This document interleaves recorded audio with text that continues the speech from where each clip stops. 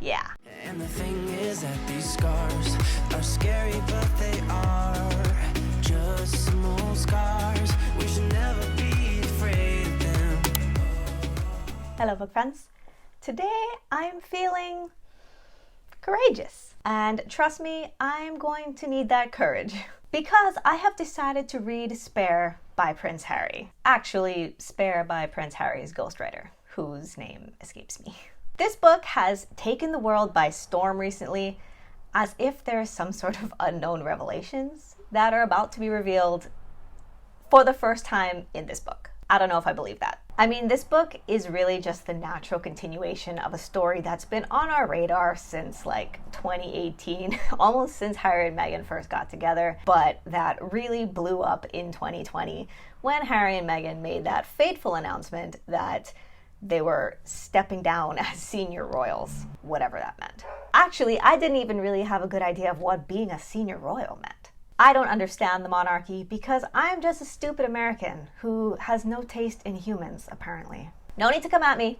I know what I just said sounds super rude and distasteful, but I promise it's sarcasm and it's relevant to what I'll be talking about with regards to this book. So hear me out. So let's just get into it. I have a ton of things to say about this book, perhaps because Harry has a ton of things to say in this book, because it is centuries long.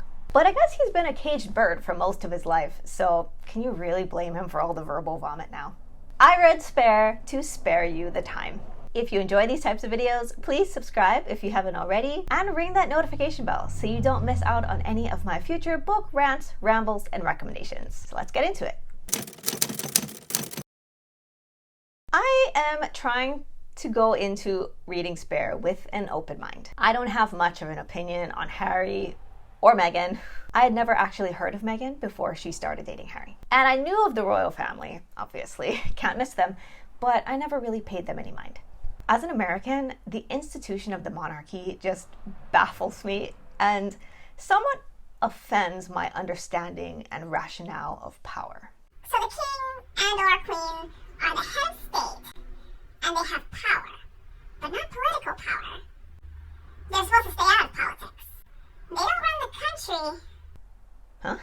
So what are they there for? After having all of this royal drama thrown in my face over the last few years, of course, morbid curiosity got the best of me. Not good curiosity, the kind that would encourage me to actually become educated. Oh no, morbid curiosity, the kind of curiosity that makes one look out for the worst in something so that they can justify disparaging it. And so what was my conclusion on the royal family? Basically that being royal is their family business, and there is absolutely nothing special about them, besides the fact that some ancient ancestor was so narcissistic that he decided to declare himself royal, and that everybody in the country should financially support him for the honor of his existence, and that this birthright would be passed down in perpetuity. I don't like this. I'm not even going to try to list all of the reasons why this offends my worldview here, but you'll hear about most of them throughout this video. Off to such a great start reading this with an open mind, huh?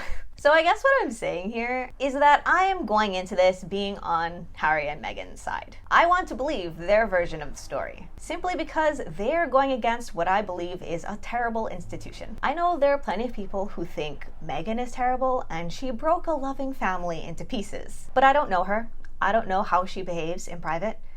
But if your family is so weak that the addition of one person can make everything implode, then your family wasn't very sturdy to begin with. And I don't think one person can be at fault for that.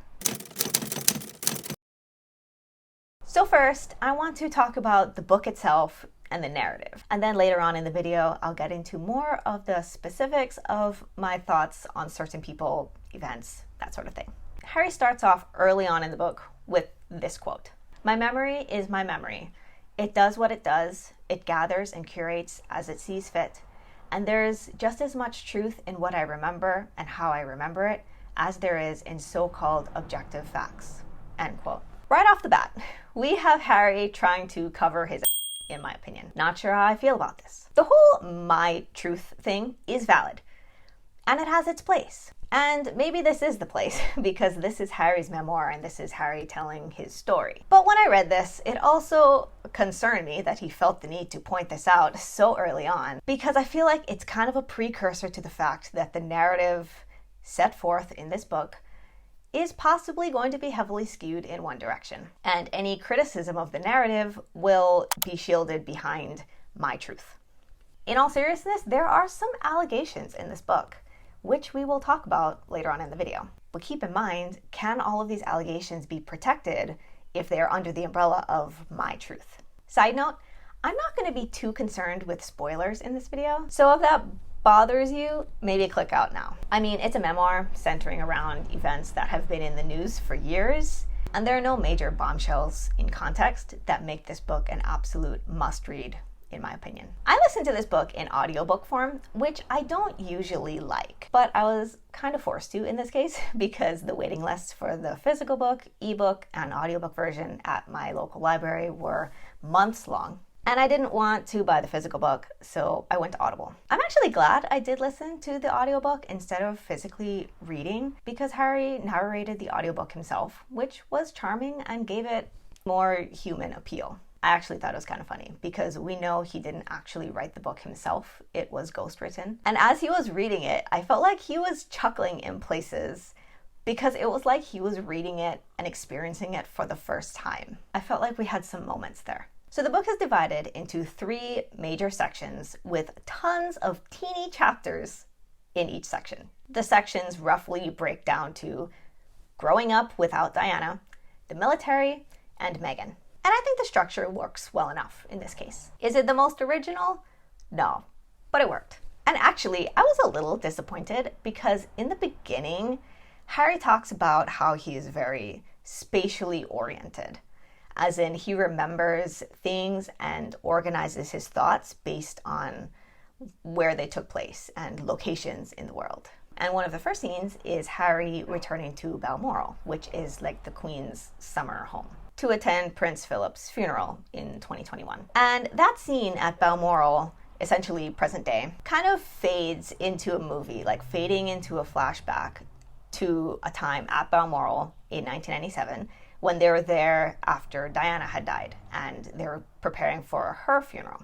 I really liked this transition or this literary device, and I thought the rest of the book would be organized in this way, but it is not. Because even Harry says this is how he organizes his brain, but it didn't turn out that way. The timeline was just chronological after that. Nothing horrible about chronological. I mean, it works. It is what it is. There were quite a few funny moments that made me chuckle. The writing style is simple and conversational, and it's very easy to listen to. It was like listening to an old friend telling you stories.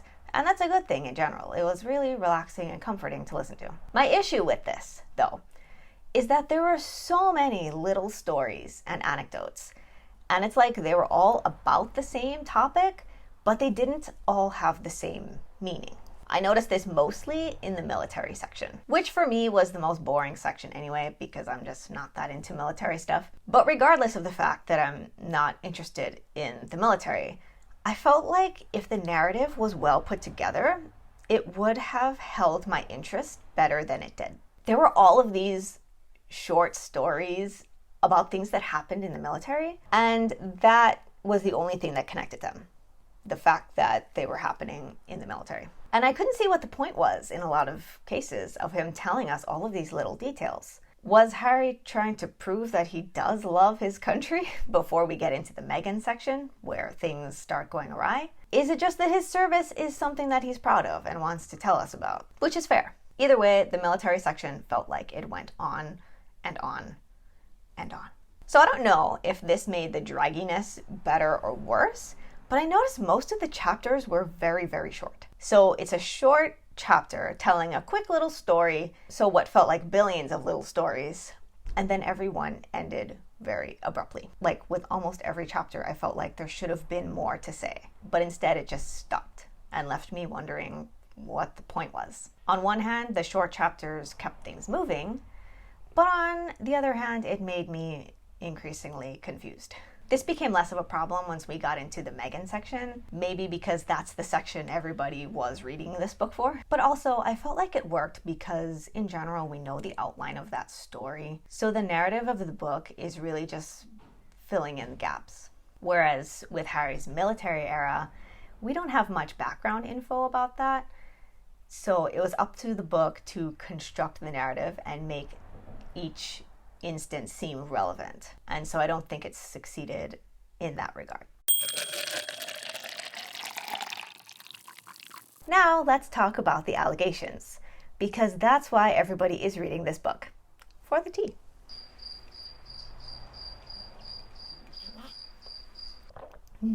Nobody is off limits in this book. Everybody who you'd expect to be mentioned is mentioned, but some more than others. The main character opposite Harry is William. It was interesting because it felt like William was just weaved into everything. He actually seemed even more important to this story than Meghan was. Harry has a very complicated relationship with William. Because they're royals in line for the throne, they don't get to be just brothers. It's like the royal family business is way more important than them being a family. I feel like in normal families, the siblings are somewhat equal. Even though the kids may be different ages, they do different things, one is not inherently more valuable to the family or to the world as the other sibling. But for Harry, the family and the public, and especially William, never let him forget that he is the spare and he is less valuable. So instead of having a real brotherly relationship, William's place in Harry's life was always just this wannabe authority figure. I think Harry always tried to, he was kind of just in denial that he really wanted to have this brotherly relationship with William, but William always thought he was just more important. And I guess technically in the line of succession he is, but he never let Harry forget that. And even though, as a child, and while William was still third because the Queen was still alive, and then Charles, and then himself, he acted like he had more power than he actually did. And he just let it get to his head. This dynamic was present most of the time, but not all of the time. There were still moments with William and the other family members that felt like real family moments, but they were just fleeting. And Harry really clung to these moments when he felt like his family was acting like a family. And over time, you could see him getting more and more disenchanted with being a royal. And by 2013, Harry kind of knew he didn't want to be a part of it. So if you're keeping track, this is years before he met Meghan. So by Harry's timeline and narrative, it's ridiculous and unfair to blame Meghan for ruining the royal family. Anyway, I'm getting off topic here. What I got from Harry's discussion about his relationship with William is that William is a power-hungry monster who is not above physical violence to get his way. Yes, Harry alleges that William physically assaulted him. And so this is where I wonder about the my truth and my memories statement from the beginning of the book. Would Harry make these kinds of allegations maliciously? I don't know, but I doubt it. Doing that sounds like asking for more trouble than any potential gain, but he still needs to cover his royal butt, so that's just an interesting tidbit for the future king. But despite all of that, William, in my opinion, is not the villain in this story. It's Charles. Charles is the villain. Not really Camilla, according to Harry. She's not much of a contributor. She's just kind of there playing the long game, trying to get the crown. Did anybody think that wasn't the case? I mean, that's no secret. And also, not Queen Elizabeth. Actually, let's sidebar and talk about her a little bit, because she's quite an interesting non-character in this story. While the Queen is alive, which was, this entire book, you would think, as the Queen, she is in control. But she's really not, according to Harry's narrative. She's just a sweet old lady in this book. None of the shenanigans that happen originate with her, and she's just an innocent bystander in the ruckus. The way Harry makes it seem, it's Charles that's calling the shots all along, even while the Queen is still alive. I feel like this could mean one of two things, or both. Number one, Harry just has a soft spot for his grandmother and doesn't want to disparage her, especially now that she has passed away. Or number two, which is that the actual order of succession is not that important, and whoever is the biggest bully, and is probably a man, will assume control just because he believes he's entitled to it. What I forgot to mention here is how this ties back to the power struggle between William and Harry. Is this Harry's way of saying that despite William's assumption that as the heir, he has the authority to boss the spare around like a servant, when in reality he didn't have any true birthright power? He just assumed that power for himself. And that's gross. I'm going to take this as another little dig at William because he sure deserves it. Charles is that guy, according to Harry's story. And he was able to get away with walking all over his elderly mother. But he also threw William under the bus on multiple occasions to prop himself up, which made William mad, but not so disgusted that he wouldn't turn around and do the same thing to Harry. They're just a really toxic family, if you can even call them that. I liken them more to a board of directors all vying for control of some soulless corporation. So what exactly was Charles doing that made him the villain, in my opinion? He was using the media to his advantage. To hell with everybody else. So all of that, what I just discussed, were my opinions based on what I took away from Harry's words. But now I'm going to talk about what I believe to be a fact, according to Harry, and not just an obscure takeaway. The book has one thesis. It's glaringly obvious, and Harry doesn't beat around the bush. And it's not profound. And that is that the media is the problem. Despite all of the problems that he describes in his dysfunctional family, he insinuates that if only those pesky reporters weren't around, the family would have no problems. The media has no doubt caused him and the rest of the royals much strife. But it's a stretch to say that all of your life's problems were caused by the media. On one hand, and on an emotional level, I definitely understand Harry's disgruntlement with the media because of what happened with Diana. That was terrible. But I feel like by putting all of the blame on the media, he's trying to deflect blame off of people, institutions, traditions that he doesn't want to dig into. Here's an example of what I'm talking about. That one really nuclear story that I remember that a lot of people probably remember, I think it came from an Oprah interview that he and Meghan did, was that somebody in the family was concerned, after hearing Meghan was pregnant, that the baby's skin would look too dark to be considered a proper royal, or something to that effect. In the book, Harry did specifically mention and clear up that whole story about Meghan making Kate cry over the bridesmaids' dresses. That was another big story, that whole drama. In that case, he places the blame squarely on the media for fabricating and embellishing that story. Fine. So while he is willing to call out petty drama around a wedding and tell people what actually happened there, he won't discuss racism as it relates to the royal family legacy. In fact, he tries to gloss over it. He knows that that is a story that we all remember. But in the book, when he's talking about how he and Meghan were announcing their first pregnancy, he specifically states how each person, William, Charles, Kate, reacted with such excitement about the pregnancy news. To deflect suspicion? Maybe? We all remember that Oprah interview. So who is the racist in the family, Harry? We may never know. And that's not something he can blame on the media. Because remember, the media is the enemy, not the inner workings of the institution, according to Harry. I guess conspicuously outing a family member as an unapologetic racist would be a step too far. For legal reasons? Maybe.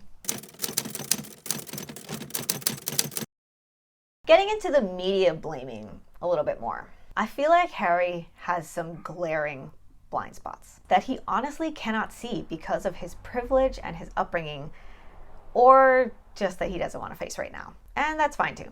One of these things being that after all of this complaining about his family, the monarchy, he still supports the monarchy, but he doesn't want to be a part of it. To unpack that a little bit more, what exactly does he not want to be a part of, and what exactly does he not support? He doesn't want to be a part of the royal drama. He doesn't want to be harassed by the media for being in the family. That's kind of understandable. Can't choose your family, folks. But by supporting the monarchy, what is he supporting? Well, he's supporting an institution built on racism, imperialism, genocide. Not to mention his love of the military and being in the military, and hunting animals for sport. So basically, he's okay with all of these things. What he's not okay with is his family or the institution doing what they've always done to a person that he loves and who is important to him personally, Meghan. So all of the racism and traditionalism is okay as long as he or someone he cares about is not in the crossfire. If he truly means what he's saying with all of this progressive lingo that he's been deploying lately, then I think he needs to come out and denounce the institution of the monarchy and all of the evils that it has perpetuated. Basically, in my opinion, he is not as progressive as he makes himself out to be, because he supports these systems when they're going his way, but he's uncomfortable and complaining when things aren't going his way, and it seems like parts of the system are working against him. Newsflash, this is how marginalized groups feel all the time, not just part of the time. So going back to the beginning of this video, when I called myself a stupid American who has no taste in humans, according to the belief system that Harry doesn't want to denounce at this point, I apparently have bad taste in humans because I fail to see what is so special about the royals. They're just a family in the business of selling images of their aspirational lifestyle. Like the Kardashians, who claim themselves to be special, and therefore they are. Maybe they do bleed blue, like William says. Honestly, Harry is kind of giving off vibes like that white person that says, I'm not racist because I have that one black friend. Like he's suddenly enlightened because he's married to Meghan and he loves her as an individual, but his deep-seated values and whiteness haven't matured. So why did Harry really write this? Harry didn't write this book to denounce anybody, except maybe the press. But even that one is complicated. He clearly has a love-hate relationship with the press because he's using it to his advantage right now. I feel like he wrote this book to get ahead of the narrative. And of course, money, which will come easier now that he's gotten ahead of the narrative. My overall impression of the book is that he was trying to make a narrative that is more than the sum of its parts. A lot of the individual bits in this book weren't very interesting. A lot of them weren't even related. So he had to try to find a common thread that tied everything together. And that was the media is the devil thesis. So what I'm saying is that I didn't find this book very impactful in and of itself, but it did get a narrative going. It clarified the narrative that will define Harry and Meghan's life and business going forward. It's a building block, really. So I guess now that Harry and Meghan need to make a living on their own, laying out your narrative is a good business move. Not to mention, he got paid for the book. So is he really above what the royals are doing, selling their image? So I can't blame him though. The royal family is nothing more than a family business taken to the hubris limits of the planet. And they're making money off of their hubris, so why shouldn't Harry? Unless, of course, he signed a non-compete. That would be funny.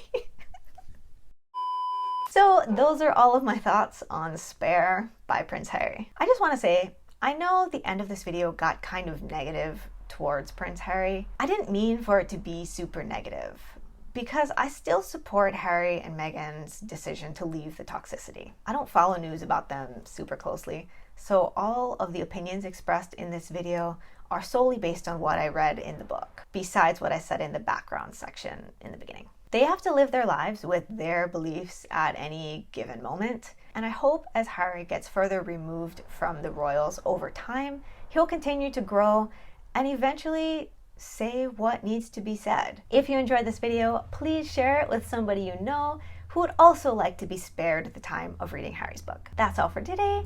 Thank you for watching, and I will see you in my next video. Bye!